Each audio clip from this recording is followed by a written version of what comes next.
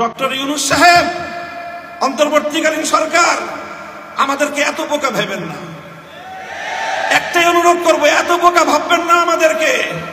আমরা এক শয়তানের বিরুদ্ধে আন্দোলন করলে 16 ছোট শয়তান বদলায় বড় শয়তান বসাবেন। আপনারা শিক্ষা ব্যবস্থায় ধর্ম রিলেটেড বিষয়গুলোকে সাব্যস্ত করার জন্য আপনাদের তত্ত্বাবধায়ক সরকারে একজন ধর্ম উপদেষ্টা আমাদের আলেম সমাজের থেকে প্রতিনিধিত্ব করতেছেন, ডক্টর আফম খালিদ সাহেব। বাংলাদেশের ইসলামপন্থীরা সকলে তার ব্যাপারে একমত, কারো তার ব্যাপারে দ্বিমত নাই।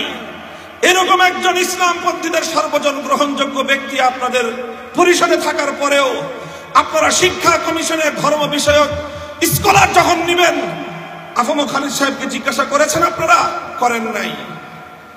সবকিছু আপনারা আপনাদের মন মতো করবেন, ইসলাম বিষয়েও আপনারা আলেম সমাজের মতামতের তোয়াক্কা করবেন না। আর এরপরে আমরা গলা ফাটায় চিৎকার করলে বলবেন যে হুজুর এত চিৎকার করে কেন? এরপরে ছোট শয়তানের বিরুদ্ধে আমরা প্রতিবাদ করলে ওই ছোট শয়তান বদলায় বড় শয়তান বসাবেন।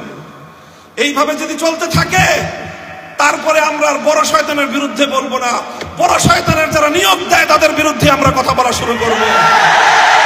মনে রাখবেন, আমরা যদি কথা বলা শুরু করি বাংলাদেশে আমাদেরকে মোকাবেলা করা এতটা সহজ হবে না। কারণ আমরা যতটা সহজে আল্লাহর দ্বীনের জন্য রক্ত দিতে পারি আর কেউ এতটা সহজে রক্ত দিতে পারে না। আমরা রক্ত দিয়ে শাপলা চত্বর রঞ্জিত করেছি, আমরা রক্ত দিয়ে হাটহাজারী রঞ্জিত করেছি, আমরা রক্ত দিয়ে শহীদ বাড়িয়ে তৈরি করেছি। টেকনাফ থেকে তেতুলিয়া আমরা যে পরিমাণ রক্ত দিয়েছি ফ্যাসিবাদের মোকাবেলায় আর কেউ এতটা রক্ত দেয় নাই।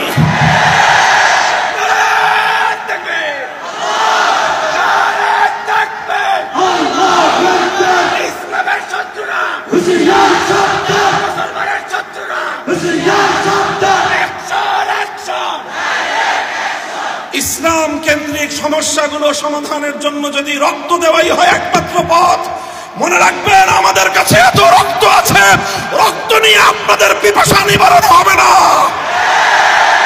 আমরা বহু রক্ত দিতে পারবো, আপনারা সে রক্ত পান করে শেষ করতে পারবেন না। আমার নবীর ইজ্জত, ইসলামের গৌরব, ইসলামের মর্যাদা আমাদের কাছে এতটাই মূল্যবান, আমি এবং আমার সন্তানরা সহ আমরা রক্ত দিতে প্রস্তুত, ইসলামের প্রশ্নে আপোষ করতে প্রস্তুত না।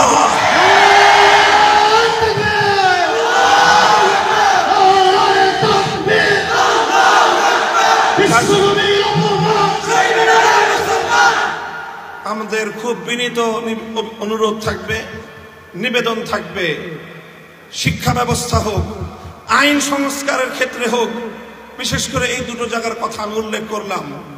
শিক্ষা কমিশন এবং আইন সংস্কার কমিশন, আপনারা যাই করবেন ইসলামের নামে ইসলামিক স্কলার হিসেবে একজন ব্যক্তিকে আপনারা সেখানে সিলেক্ট করবেন যে লোকটা নবীর হাদিস অস্বীকারী। এই ধরনের তামাশা আমাদের সাথে করবেন? আপনারা কি মনে করতেছেন যে তামাশা করে আমাদেরকে আপনারা লাজবাব করে দিবেন?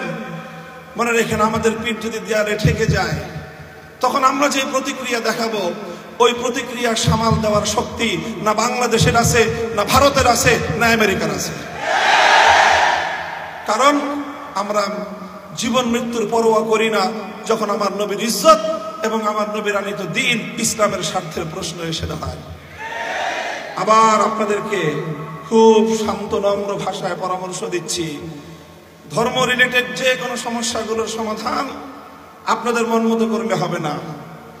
আপনাদের মাঝে আমাদের প্রতিনিধি আফম খালিদ হোসেন সাহেব আছেন, ওনার কাছ থেকে প্রত্যেকটি ধর্মীয় বিষয়ে পরামর্শ নিয়ে আলেম সমাজ রয়েছে, হেফাজতে ইসলাম রয়েছে, অন্যান্য ইসলামিক মহলগুলো রয়েছে, তাদের কাছ থেকে জিজ্ঞাসা করেন। আহলে হাদিসরা আছেন, এদেশে সুন্নিরা আছেন, দেওবন্দিরা আছেন, আমরা সকলেই ইসলামের মৌলিক প্রশ্নে কিন্তু একমত। এই অজুহাত দেখাতে পারবেন না যে হুজুর এই তো 14 রকম কথা বলে। হাদিস ইনকারের বিষয়ে আমাদের সকলের বক্তব্য এক। আপনারা যে আইনগুলো সংস্কার করেছেন সেই আইনগুলো সংস্কারের প্রস্তাবনার বিরুদ্ধে সমস্ত হুজুররা একমত। কাজেই খুব বিনীত অনুরোধ করে বলতেছি, আমরা অনেক দিন ধরে আন্দোলন করে জেল খেটে রক্ত দিয়ে ক্লান্ত, আমাদেরকে খুব তাড়াতাড়ি আবার মাঠে নামতে বাধ্য করেন না। আপনারাও ভালো থাকেন, আমাদেরকেও কিছুদিন বিশ্রাম নিতে দেন। যদি আমাদেরকে বিশ্রাম দিতে আপনাদের খুব খারাপ লাগে, তাহলে ইনশাআল্লাহ শাপলা চত্বরে আমি আপনাদেরকে দাওয়াত দিয়ে রাখবো।